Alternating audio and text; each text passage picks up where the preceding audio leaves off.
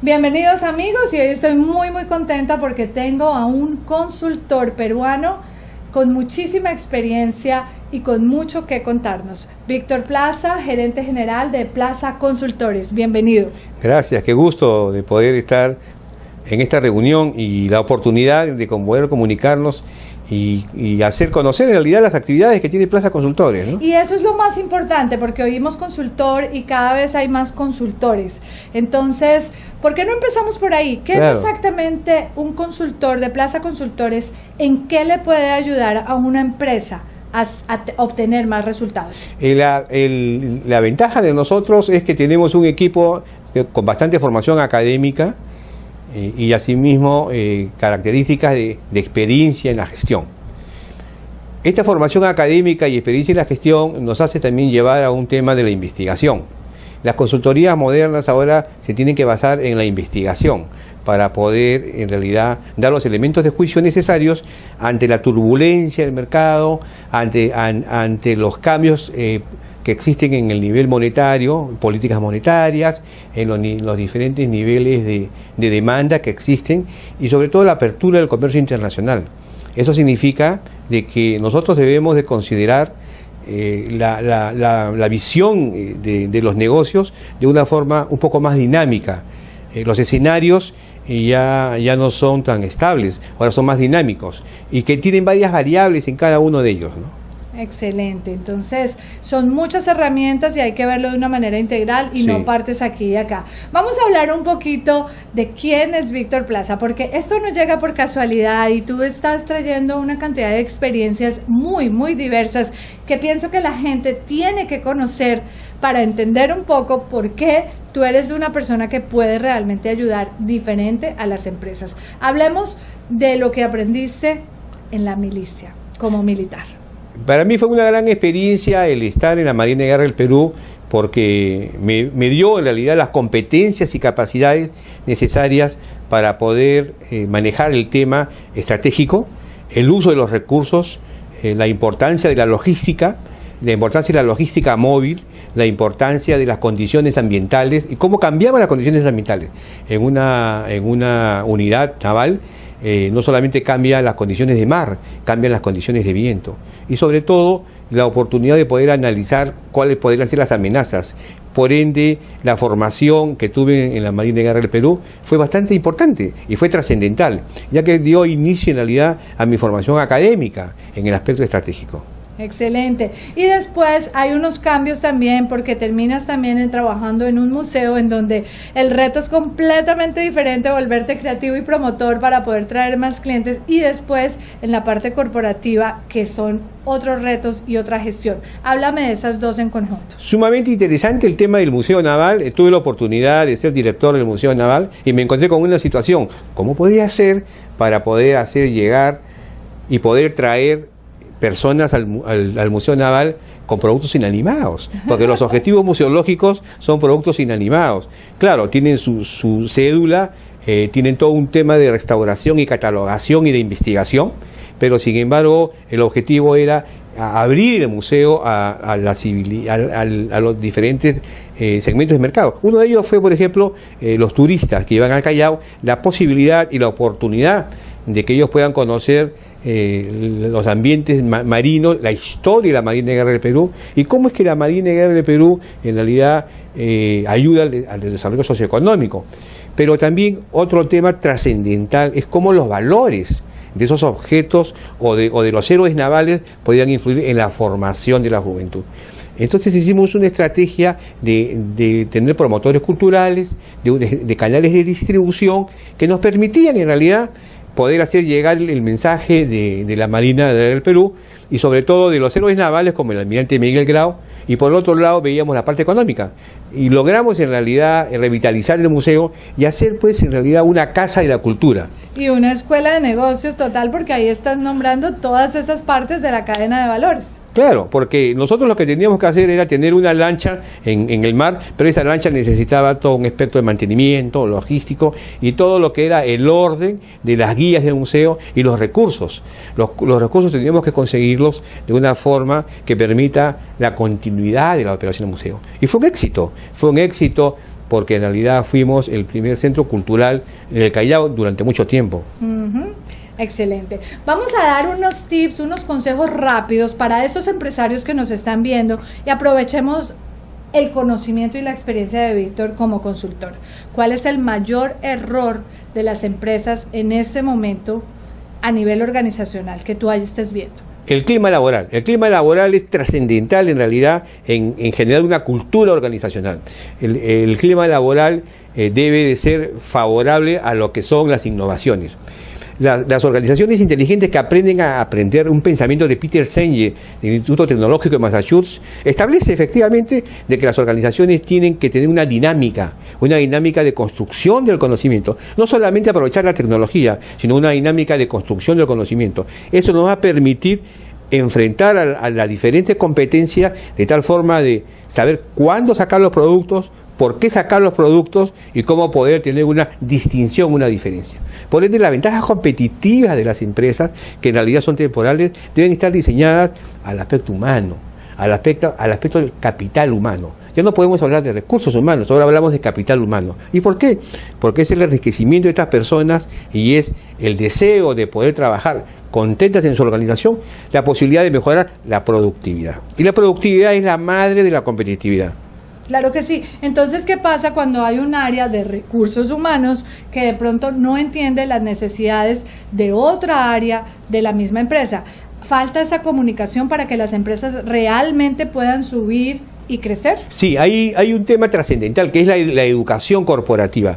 Durante mi tesis doctoral, que se encuentra en Amazon, sobre las competencias educacionales de las empresas agroexportadoras del espárrago caso peruano, hicimos todo un estudio y detectamos en realidad la importancia de la educación corporativa. Normalmente el área de recursos humanos es un área de administración del personal, pero no es un área de educación, sino de capacitación.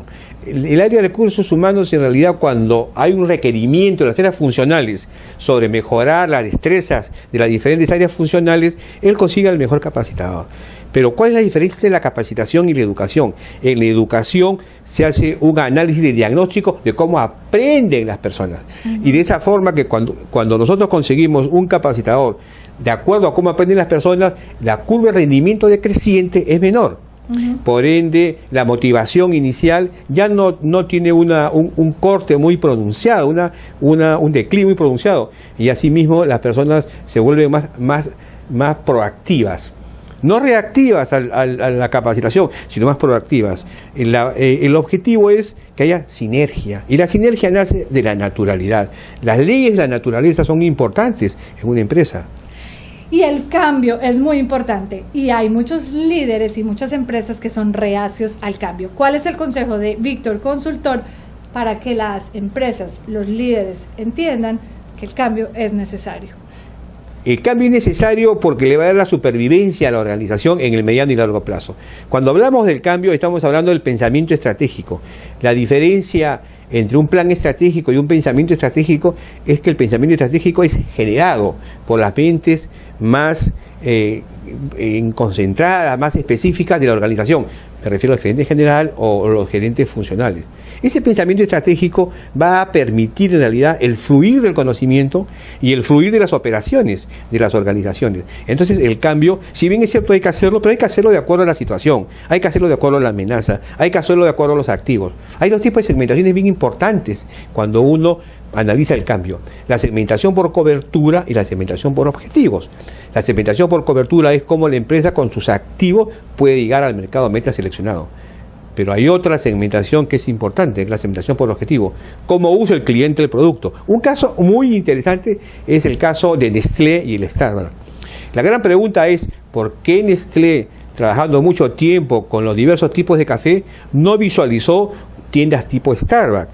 El café es el mismo, pero la forma de presentación, la posibilidad de que la persona se sienta cómoda en un ambiente, le dio un valor agregado. Y Starbucks tiene pues un rendimiento sobre la inversión 5 o 6 veces mayor que Nestlé, porque Nestlé se quedó con su formato antiguo relacionado al café enlatado. Por ende, ese es un caso típico de lo que es los cambios. El cambio de McDonald's. McDonald's ahora tiene un McCafé. Anteriormente McDonald's solamente era una institución de comida rápida. Entonces, el cambio tiene que ver también con detectar cuáles son las tendencias de la población y cuáles son esos beneficios que la persona, como ser humano, tiene, ¿no? Y en tantos años de experiencia, Víctor y Plaza Consultores han tenido muchísimos casos de éxito, pero hay uno en específico que quisiera que compartieras, porque es el del laboratorio, que tenían un problema ahí en la mano y no lo habían visto y no les había permitido crecer. A grandes rasgos, ¿qué era? A grandes rasgos, la situación era un problema de liquidez en la empresa. Era una organización que recibiendo los insumos, me refiero a los productos farmacéuticos, de su central, que estaba en el extranjero, de tal forma de que ellos podían manejar en realidad ese inventario con 1 mes o 2 meses de anticipación, la forma de vender los productos, la forma de cobrar esas facturas, hacía de que no sea algo eficiente. O sea, la eficiencia y la productividad se perdían porque la persona que tenía que vender el producto tenía también la función de cobranza. Y por otro lado, no se estudiaba la demanda del mercado de tal forma de que cuando los vendedores asistían a los puntos de venta, a las farmacias específicas, tenían una situación en contra. Pero esto también tiene una relación muy importante. En el Perú las cadenas de farmacia empezaron a crecer, de tal forma de que era las cadenas de farmacia que tenían los puntos de venta y tenían los laboratorios. Esta organización tuvo un problema en realidad en la cadena de valor. Un problema en el análisis de todo el proceso, ya sea el proceso de la logística interna en los productos y el proceso también de lo que es marketing y ventas. Y eso lo logramos desarrollar y logramos tener éxito porque nos demoró 3 meses y medio, 4 meses la implementación, porque logramos detectar en realidad cuál era el stock inicio y cuál era el stock inicio de reposición, que no lo tenían ellos bien claro. Y conseguimos de que no haya ruptura de stock. Al decir ruptura de stock significaba de que el producto que había sido demandado por una organización que llegara y no sea suplantado por otro, porque como usted comprenderá, los productos farmacéuticos, si no hay una marca, el cliente, el solicitante va a ir a otra marca. Claro. ¿Por qué una empresa pequeña, mediana o grande necesita un consultor? Necesita un consultor porque él va a amalgamar en realidad las diferentes situaciones en las que la empresa, por razones de la operatividad, no la visualiza. El consultor es una persona que llega a una organización con la finalidad de apoyar el proceso de la organización para mejorar su competitividad y desarrollar su productividad. El consultor es una persona que no tiene el problema de las jerarquías, no tiene el problema de la cultura organizacional, sino que lo que él tiene que hacer es ver la forma, hacer un diagnóstico como lo hace un médico. Un médico hace un diagnóstico usando todas las herramientas con la finalidad de detectar cuál es la anomalía en el cuerpo humano y de qué forma se puede restablecer la salud. En este caso, de qué forma podemos restablecer toda la energía de la organización y en los meridianos que estén bloqueados, poder desarrollarlos. Y el lema precisamente de Plaza Consultores es desarrollar mejores diagnósticos para lograr mejores resultados en las organizaciones. Y depende de ese cambio, del tomar acción, de ese que un líder, que un gerente, un presidente, un dueño de una corporación, de un negocio, entienda y sepa que necesita que todas esas piezas funcionen y sea como un motor engranado perfectamente bien con aceite, ¿no? Que todos los elementos estén en perfecta sinergia y funcionen para que haya más productividad, más dinero, mejores resultados, clientes más felices y más resultados efectivos. Para cerrar, ¿qué mensaje le puedes dar a los empresarios que nos estén viendo? El primer mensaje que creo que es trascendental es escuchar la opinión pública, escuchar a sus proveedores, escuchar a su competencia, escuchar la situación interna de la empresa. Cuando un empresario no escucha por alguna razón, va cerrando una serie de vasos comunicantes que van a afectar todo el proceso de la organización. Y es importante tener abiertas todas las puertas de tal forma de que la innovación se presente en la organización y se pueda atisbar con un tiempo prudencial las amenazas o poder enrumbar a la organización hacia nuevas tareas y actividades que permitan o reducir los costos o enfrentar, lo más importante, enfrentar las amenazas que se presentan de forma inmediata. Como en el campo de batalla, muchas gracias a Víctor Plazas, gerente general de Plaza Consultores, porque definitivamente uno aprende cuando escucha. Líderes, empresarios, a escuchar más y a tomar acción y hacer ese cambio que les permita llevar las empresas a un nivel mucho más alto y productivo. Muchísimas gracias. Muchas gracias, señora.